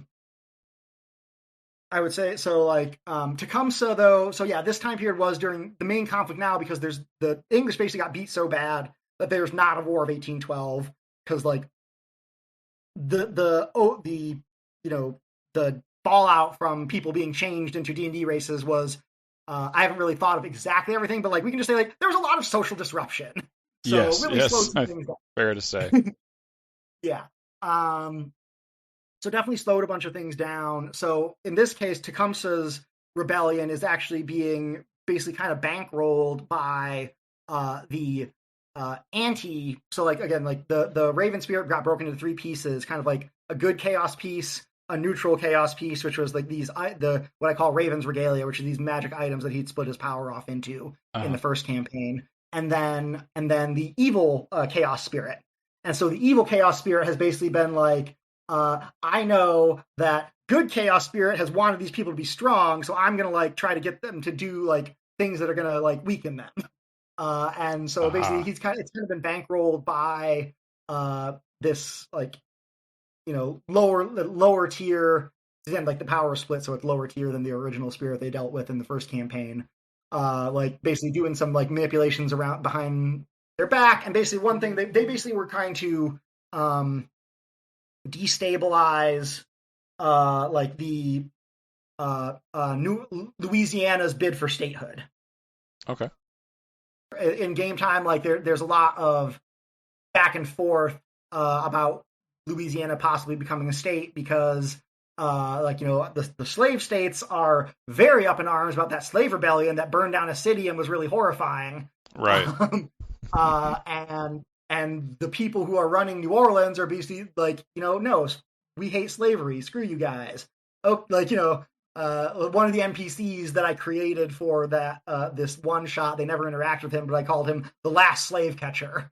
Because yeah, it's a dangerous job in New Orleans because people tend to there's a lot of like runaway slaves in the city, and the city is basically like, yeah, you know, okay, like we don't really want to enforce like the Fugitive Slave Act or anything like that, which isn't in existence yet, but functionally they're like, you lost some slaves? I don't know nothing. Utilizing bureaucracy and things like that to basically like to shut down those people. But so Tecumseh's rebellion is kind of the conflict, and Tecumseh has basically been like, so like he doesn't really like the sort of like westernizing groups that are along the Mississippi that have basically been using money to like, they basically have come to the conclusion that like there's not enough of us to stop colonization, but we don't trust the government, so we are going to basically hire agents that we trust to find people that we think we can trust to sell them land directly, and basically bring people that we we'd want to be allies with to our land, like basically kind of undercutting the government's deal by reaching out to individuals, or at least that's what they've been attempting. But part of that has been like a sort of like, you know, industrializing mindset that has been changing some things, and Tecumseh is pretty traditionalist, does not like that. So he's kind of like in conflict with those people. He's being pressured from colonists moving eastwards finally, as they're sort of like dealing with this whole frontier stuff that has been going on for the last 30 years. I mean, westward? Or westward, yeah, westward. Yeah. Dealing with people coming from the east. Westward. Yes. Yeah. So, I mean, but right now he's getting covert backing from the British, basically, but like they don't have a good in. Like they're coming in north from Canada, basically. But that's a long distance through hostile terrain. And basically they've been doing some magical shenanigans to try. They're basically what the PCs have come to is they've come to some agents of Tecumseh who have been entered one of those sort of like displaced like magical areas that's in the wilderness, and they've bound the spirit that controls it to their control, and they're attempting to use it for some nefarious purpose, which they have actually just interrupted, and some things have happened. But yeah, so I mean, was a one shot, so I wasn't spending a whole lot of time on it. But basically, like this was the big conflict, which was like just generally speaking a traditionalist reaction against colonization and Western and I guess like Europeanization. This sounds kind of like politically complicated for a D&D game where you're usually, just slaying dragons and that kind of stuff. Yes. It's like I entered this situation and it's like, how do I find a villain I'm supposed to shoot? Mm-hmm. And I mean, and part of that has been like, well, okay, there's been some people who've been dealing with this like spirit that's like bad news, and he's basically like, hey, do this thing, and it's like, you sure this doesn't really seem like a good thing? Well, do you want your people to live, or do you want like it's basically like it's sort of like it's thinking about like if you like what would you turn to evil magics if your people were being destroyed? And Mm-hmm. is that worth the cost? Yeah. And yeah, I think that's yeah. So like, I think I'm interested in that moral dimension. I didn't really dig into it too much in this again because this was just a one shot that we were mostly doing to explore which system we wanted to go with because like we've been playing a bunch of 5e and we want to try something else. My spouse is very big into Pathfinder, so they were advocating for Pathfinder or Pathfinder 2. I was really excited to try the Fate system and had been digging into the Dresden Files lore for the end of the first campaign, so that's why we tried that. So honestly, I didn't do as much like in-depth research for this one. I mostly was like, okay, there's just some baddies who have been dealing with a like some nasty thing, and how are you guys going to deal with it, and how are you going to try to politically influence other people after you've dealt with this particular thing? Yeah. I guess your first campaign seems like it was very player driven for what was occurring, so you can probably rely on the same thing happening. Yeah, for the most part. And I think the big challenge, like with the next campaign, the Civil War campaign, is going to be like, especially if we're doing the Dresden Files system, that one is very based on like staying in the same place, staying in a city. Mm-hmm. So like I've been doing again like a lot of research into like the politics of New York, and I need to rewatch the movie Gangs of New York to really get myself in the mood. I think. But I am planning to do a lot more research because like I want there to be like people that they're interacting with, and it's not just going to be like you can't just like go around killing people when you have to live in the same house every day. Right. Yeah. Uh, And I think one of the other things that I this is another strange connection, but in like the Avatar sequel series, Legend of Korra, it all takes place mhm. within Republic City, but all of the interesting events come there. So she doesn't have to go traveling all over the place like Aang does in the first Avatar series. Korra just Yeah. is there and all the events come to her. So if there is some Mhm. sort of historical event that you wanted to bring in, you could change it and just say it takes place in New York instead of Philadelphia. Yeah, and actually, so like the first mission that the players are going to get is going to be some of the prior. So like at this, so like the original PCs are most of them were probably still around. Um, some of them are definitely dead. The paladin is dead. The rogue diplomancer, he is a spirit now, so he's not immortal, but like, well, he's not unkillable, but he's like will not die of old age. Okay. Um, the Bard is a magic user, and in Dresden File system, like she would definitely be like the wizards can live like 300 or 400 years. Uh-huh. So like even if she wasn't Rip Van Winkling a bit in the fairy world, she'd still be around. But she is Rip Van Winkling a fair bit. Um, I guess another part of that was would you want to bring in even older historical figures or maybe ones that show up later on? there will be potential. So actually, like so. like the two cohorts from the first campaign, one of them was a like either a fictionalized or entirely fictional grandson of Benjamin Franklin. The other one Okay. was a time shifted uh um uh Crispus Attucks. I don't know that name. He was a black man who was killed during the Boston Massacre. And Oh, okay. basically, the backstory was the Boston Massacre was a typical PC plan that kind of went awry, and he had to fake his death in order to get away with it. Oh, okay. Yeah, so like yeah, like there's definitely precedent for time shifting some people around and potentially bringing some others. But the first actual mission they're going to get in the new campaign is the Ishi, the guy who became a spirit. Some Hmm. of his minions uh broke John Brown out of prison and are trying to get him to the lands north of New York City. And the players are going to have to figure out how they're going to deal with that when he kind of wants to be martyred. Uh-huh. I did have like in your survey you mentioned some interesting stuff about switching systems over time for the same campaign. Oh Because you yeah, started in 3.5. Did you do fourth edition or did you skip to fifth?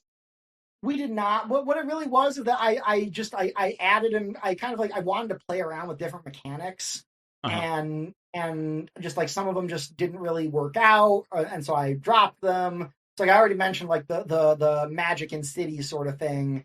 We got Right. rid of that fairly quickly.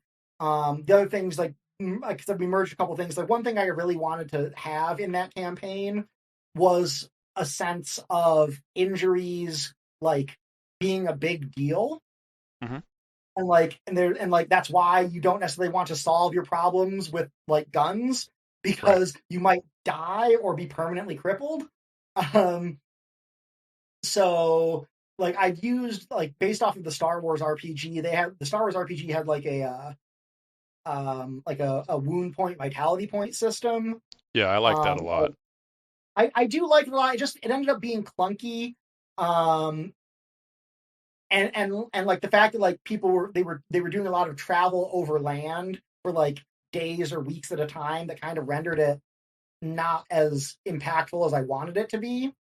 Hmm. Um, I was trying to do something slightly different, whereas like every certain like 10 or 20 points of damage you take from a single attack does like one wound point damage. So that way, like your regular attacks should also affect your wound points. So that way, you Uh-huh. would try not to get into as many fights, and then they only Okay. healed at a rate of like one per long rest. Um, Hmm.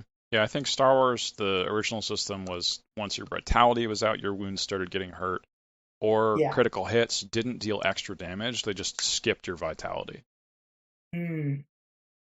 Yeah, I think yeah. I did a modified version of it, but yeah, it ended up my players at the end of the campaign were like, yeah, it just ended up being kind of clunky. It didn't really do what I wanted it to do.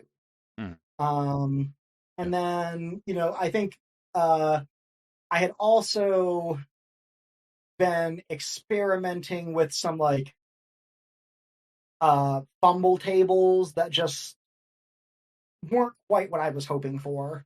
But Yeah. we didn't actually ever change systems, and just we did a lot of like fiddling around throughout the system to like change bits and pieces here and there. I think for an idea that I've been playing around with and haven't implemented yet for trying to make injuries matter is that when your character goes unconscious, then there's some long-term penalty for that. So instead of I going do. unconscious and like your character is out because they're unconscious because of how bad that is for you, instead it's like your character broke their leg and they just can't interact in this fight anymore. They're in too much pain, they can't move. Mhm. I do kind of like so we the Pathfinder 2 has like each time you get knocked down and get brought back up again, like uh your like Hmm. death threshold goes down, so you're more Right. likely to die. I We definitely really like that about Pathfinder 2. I think it makes it a lot like 5e. It's very easy to just be like, oh, you're down, potion. Oh, you're down, potion. Oh, you're down, potion. Come on, you get Hmm. one. You can get it.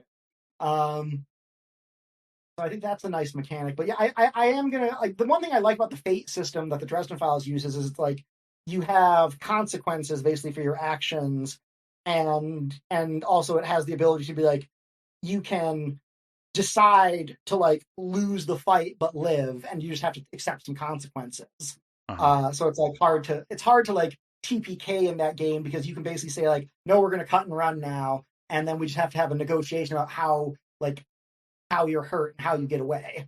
Um, Yeah, giving more player choice, which feels like very much how you're running your campaign. yeah, Yeah, I've liked systems like that where there's no forced death for characters. It's always you can have your character die if that's what you want for the narrative, or you can have preserve them, and then there's like consequences that you layer on to allow that. yeah. So where do you see the Civil War campaign going for the characters? Like they're getting John Brown out of prison. Are they gonna sort of start the war early with John Brown and like actually get the Harper's Ferry rebellion to really keep going? Well, so Harper's Ferry is actually down south. So really, like Harper in this case, Harper's Ferry happened. He got captured. He's going to be executed, and some people spirit him away from the prison in order to they want to have him basically lead some rebellions elsewhere, and not have him die. And so the PCs aren't going to be directly involved with that, at least right now. But like I think this is going to be probably the major inciting incident, because like there was an actual serious and highly damaging slave rebellion just like 100, like less than 100 years ago, that's in a lot of people's memories still, and so Uh-huh. that's going to be a big inciting factor, though the PCs aren't going to be causing it. But like they have to decide, okay, like are you going to help John Brown? Are you going to help him escape? Are you going to turn him in? What are you going to do? And why are you going to do it? That's really the more important thing, is why are you doing it? Okay. And from there, like I think so. One thing that's really fascinating about the city of New York is, so it's in the north, but it was heavily like bankrolled and tied to the southern economy, because that's where a lot of like cotton and sugar and other things got shipped out of across the Atlantic. So like IRL, there was a like the city of New York was actually pro slavery and pro South for the most part. Um, at least the businessmen and a lot of the people who were afraid, like lower class people who were afraid that an influx of freed slaves would take their jobs and things like that. So Uh-huh. there's a book that I'm looking that my spouse has read that I need to read called City of Sedition. That's all about this, because it was there's going to be a lot of political intrigue and a lot of like, okay, like kind of like who's backing who and who's doing what, but also like I think the Civil War for this campaign is more of a backdrop. At least it's going to be for the first part of the campaign. And I think we're going to we're actually going to, yeah, because I think Harper's Ferry was a year or two before the actual declaration of the Civil War, if I It recall was in correctly. 59. I'm looking at the Wikipedia Yeah. right now, and the war starts in 61. So I was going to ask, are you going to, depending on when you're officially setting this, because you can play with the dates a little bit, are you going to have like Lincoln's election campaign? That's a great idea, and I think yes, probably that will be something. Um, like yes, like I think like yeah, it's like probably like if Lincoln has campaign stops in New York that I can learn about my research, like probably there's going to be some shady politicking stuff in the background that the PCs are going to be dealing with, even if they're not directly involved in the actual thing. It's like going to be like somebody's made a threat, you guys have to deal with it, Yeah. sort of thing. Well, I was Um, thinking you could also make it be like he's like the Lincoln Douglas debates were for like his Senate campaign that was earlier, but you could yeah. shift that and have Douglas be like the main competitor, and Mm-hmm. have those debates occur like wherever the Yeah. PCs happen to be, I guess, depending on what you Mm-hmm. want to do with it. Yeah, I said I'm still really in I'm in the very broad stroke stage of the Mm-hmm. Civil War campaign right now. Uh, So like I'm still thinking about it. Like I said, I've got a bunch of books to read and a lot of like thinking to do. mm-hmm. I'm looking forward to it a lot. And like I said, like I'm really excited to like try to figure out, okay, how are these people going to be different? Like, so I did like I went through like Wikipedia's list of founding fathers, and I rolled some dice to see who got changed by the change. Oh, And nobody like no big names got changed. But like a few people like there's a guy Thomas Fitzsimmons got turned into a halfling. He was a big banker. He ends up going to New Orleans and helping out with the Bank of New Orleans there. There's this one like land speculator got turned into a moon elf, and he's kind of like a like power behind the scenes now in Philadelphia because he's an elf. He's not going to die for hundreds of years. okay. So that's another interesting thing. So when they get changed, like, so say someone's like, a 50-year-old human when the change occurs, and they become an Mm-hmm. elf. And let's say 50 is like half of a human's lifespan. Probably not that accurate, but Mm-hmm. still. And elf lifespan is something like 500 years. So does that mean they have like 250 years life of left or 450? 400. Okay, so they're still 50-year-old of whatever race they change into. Yes. Yeah. Okay. And this has led to some laws, basically like term limiting people who have been changed. Oh, okay. So like that's definitely a thing that has happened. There are some of the states, especially the southern states, have entirely banned people who have been changed from serving in public office. Hmm. Some states, like a lot of like a number of people who had a lot of political connections were changed in like the Northeast and like things like that because again it was closer to the epicenter of the thing. So they're more like where they've got some term limits and things like that because like all the normal people don't want somebody serving in office for 200 years. They say no, don't want that. Hmm. Right. Yeah. Certainly can't have them be in the judicial branch because that's appointed and then for life. Yeah.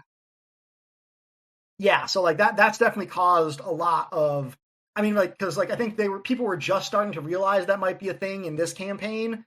By the time like we hit Civil War, like people have now realized that oh, some of these people who got changed like they have drastically enhanced lifespans. And there's definitely groups of people that have serious problems with that. Yeah. Do you have any plans to bring in more, not just like discrimination based off of rational, that's unfair grounds for lifespan? Do you plan on bringing any more like physical violent discrimination towards the There other will races? absolutely, yes, that will absolutely be happening. And one thing I've told my players is like, um, so I'm not going to be using the type of language during this game that would be used in period appropriate talking Hmm. when most people were speaking about people of African American descent Hmm. or people or like other backgrounds, Asian descent, indigenous descent. I basically told them I will tell you if somebody is deliberately using polite language or not. But otherwise, you should assume that they're saying things that are what we would consider nowadays pretty racist. Yeah. Yeah. But there will, Yeah. yes, there like absolutely. There's going to be like, I mean, that's kind of what the Civil War is about. And I would say like because of the PC's actions in the first campaign and their like failed slave rebellion, like slavery actually went on longer than it did in real life. Like shipments went on longer because those people like were like no, we need, and it became substantially, I would say, worse because now they're very afraid of a slave rebellion. So many more things where it's, I'd say, like it's probably a lot worse for the people in that area now in certain places. Um, but yes, the physical violence is like that's real life. That's what's happened. Like it's definitely going to. I don't want to make light of it, and I don't want it to be treated. That's one reason why I want like if violence is going to occur in the campaign, like it should be important because if violence is occurring in real life, like there are real, lasting, serious implications and consequences, and that's what it should be like. Hmm. Um, and so yes, that will definitely be something that happens. I don't want to sensationalize it or things like that, but I'd say like it will definitely be a factor. I would say. Okay. And it would definitely be a thing that is in existence and that people would acknowledge. So there would like, and I would say like there would definitely be like say lynchings of people who had been changed. Like that's absolutely a thing that would be happening. Yeah. People who have been changed are probably being enslaved in the southern state in the slave states Yeah. almost certainly. I try to take the sense of like looking at what the real people of that day and age were doing and were thinking, and trying to like be, you know, no group of people is a monolith. So like, the PCs have dealt with antagonistic and friendly people of all backgrounds, and they will Right. continue to do so. I don't want to like fall into like a noble savage myth or like a mighty whitey myth or anything like that. Like it's just people doing things that people like do.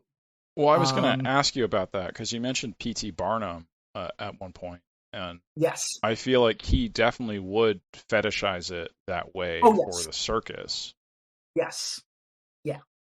Yeah, he has a museum during this time period in New York City that will definitely be a thing. I don't know if the PCs are ever going to interact with him, Hmm. but like he would definitely he would have like a showcase of freaks, which would be what he would call that or something like that, which would be people who have Right. been changed. Um, and I've been trying to think of a good name for it, really. To I guess like like do I call it like the change, the mutation? Was mutation even a word at that time period? Like, what are you going to call people who this happened to? Like changelings is probably one thing that people call them, but So at this point, it's been 80 years since the change occurred. yeah, So it wouldn't necessarily feel like fun to see an elf at this point, right? Because they're everywhere. It's not yeah. interesting to see one. So it has to be something besides just an elf. It Yeah, has to be like, I'd say there are. I'd say, I mean, again, because like it was like it's not like there's not like a whole like borough of New York is all elves, but there's uh, definitely elf neighborhoods, um, or something like that. Like it's yeah, so like I'd say it's people have gotten used to the idea by now, but like it's still somewhat unusual. I get what you're saying, and I think yes, I agree with yeah, you'd have to have like an elf that has like is super fat or something, like he had for you. Yeah, the real circus as well. yeah. Yeah, I haven't decided exactly how, but I mean, the other thing is like there's like dozens and dozens of D&D like races and things like that. And if you think, okay, Dragonborn, cool. Is it gold Dragonborn, brass Dragonborn, gem Dragonborn? Like Uh-huh. like all sorts of things that like not everybody would see all the time. I said in the cosmopolitan New York, probably people would see a lot more, but like out in the boonies, they might go their whole lives only seeing a few people that like they know. Oh yeah, like there's Bob Smith down the way. He's a dwarf. Mhm. Um, but like that's the only guy they know or have ever seen really. Right. Um, but in New York, it would definitely be much more cosmopolitan. Um, so yeah, I haven't. I think I'm still working out like the exact demographics of what things would look like. Hmm. Um, but yeah, there would be like, but yes, like I know, like I just know like P.T. Barnum is exactly the type of person who would probably be doing something shady that somehow the PCs would either get wind of or would have to interact with him about something. Yes. Yes. Same thing with like Boss Tweed. Boss Tweed is around. He's not exactly well. He's around. We'll see. I have to figure out exactly where I want him to be. The PCs will absolutely be dealing with him at some point. But then there's all sorts of the other things like the fire brigade gangs and the various like ethnic street gangs and all sorts of other fun things. Yep. Yeah. Well, I think we hit all the main things I wanted to get to. Is there anything that you wanted to talk about that we haven't got a chance to mention yet? Um, I guess I'd say one thing that's been really interesting for me doing this was like then thinking, especially as I transitioned from like 1700s to 1800s, like how does the things that PCs do really affect things other than like these drastic magical changes? Like one Hmm. thing I've been doing a lot of research on right now is like, okay, how does the fact that like basically the Mississippi River area and like the nation, the like states and lands surrounding it, basically got tons of money. How does that change things? And I've been thinking like, okay, like in this world, there isn't a Missouri compromise. There's a Louisiana compromise, and instead of being like the like at that 39th or 38th parallel or whatever it is. It's no states touching the Mississippi River or south of or north of the southernmost point of the Great Lakes can be slave states. So like in this timeline, except for maybe Louisiana might. I'm thinking Louisiana might join as a slave state, but like just do like the bureaucratic thing where it's like they're just like, you know, yeah, okay, it's technically legal here, but we're just not going to enforce any of the laws, Uh-huh. sort of thing. But like, you know, so in this timeline, like Indiana and Ohio, I think might join as slave states, even if they're not really going to be effectively, because there's not the same like agriculture systems in those states that are like derived and thrive on chattel slavery. But they might join for political. They might be so for political reasons because of political pressure.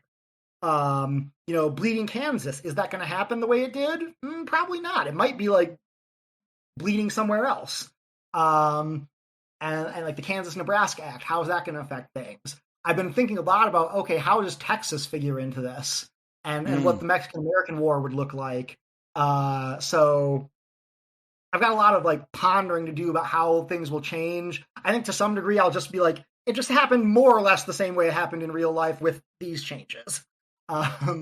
Just so I'm not like trying to like create a history PhD project in my spare time.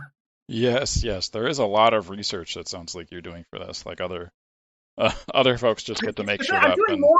I'm doing a lot more for the Civil War campaign than I did for the Revolutionary War campaign. I did a lot more like for the Revolutionary War campaign. I did a lot of like Wikipedia, go to Wikipedia's sources, and like find a couple key points. And like maybe like do a few things like if I can find from those sources like another secondary source from there about one particular thing. Whereas like here for Civil War, like because again we're staying in the city for the most part. I really want to get it right feeling. I'm doing a lot more. I'm doing a lot of detailed research for this campaign because I want the city to feel alive. so I was thinking about what you said about the gold and how much that affects the area. Um, Yeah.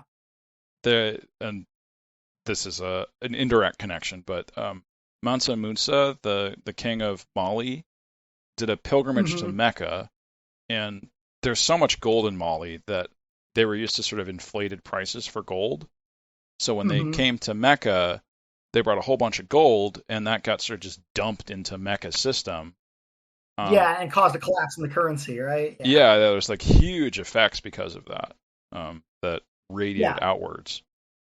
Yeah, and that is something that I was concerned about. That's one of the reasons why, like, I decided, like, I think there's so like I mean the people like other than New Orleans like all the peoples along the Mississippi like they don't use money except when they're trading with the colonists.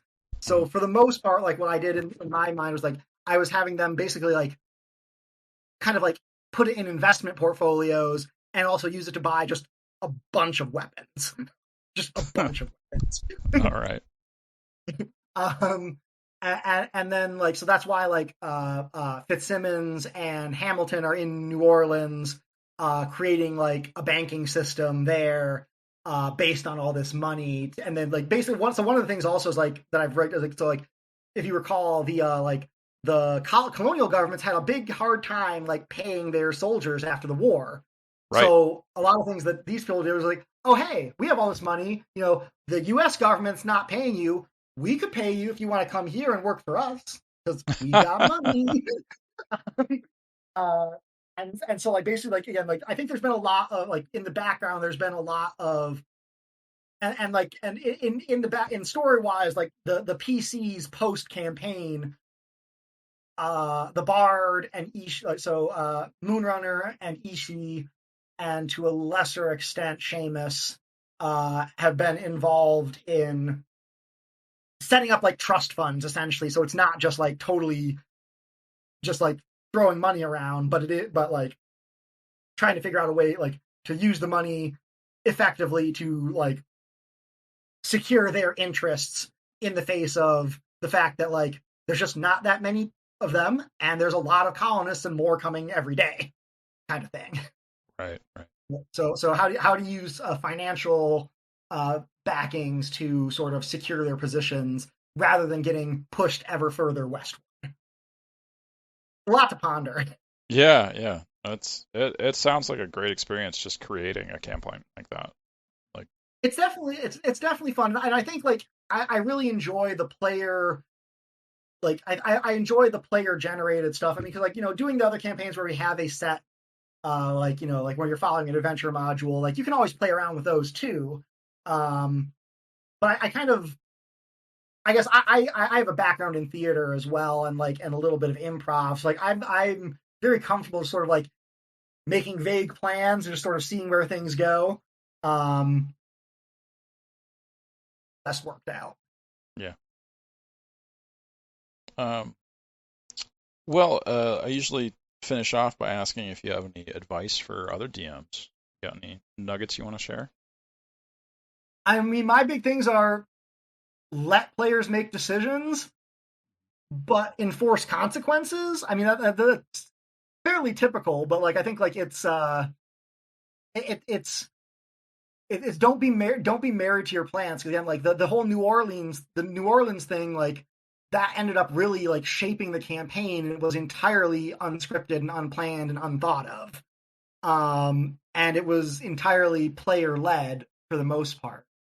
um and like I didn't get into some of the drama that happened, like not between players but between characters, like when the paladin found out exactly what happened when he was trying to save things. um and that was a lot of really good like role playing drama that I thought like the players were very invested in their characters, and allowing them a lot of agency is, I think, really what brings it to life for the players. I think that's something that like that a lot of like trying to be being married to exactly what you want to happen, just like can is an exercise in potential frustration Right. sometimes. Yeah. You gotta have some plans, but like also, I think that was something that's been very valuable for our players, and that made this campaign something that people actually wanted to have a future campaign and to see sort of like what their effects were later on. Yeah. Yeah. I think it's really the beauty of D&D is that you can have emergent storytelling like that. It's really something that you don't get in other mediums. That for storytelling, where you're just kind of stuck with what the writer gives you. You get to Mm-hmm. build on and experience it with your friend. Yeah. All right, cool. Well, thanks for coming on the show, Edric. It was great getting to talk about all this stuff with you. Yeah, good to be here. Thanks for having me. Quick reminder that I'm looking for people to go on the show, so if you or someone you know would be interested, please direct yourself or them to gocorral.com/STS for instructions on how to become a guest on Setting the Stage. That's GOCORRAL.com/STS. Thank you.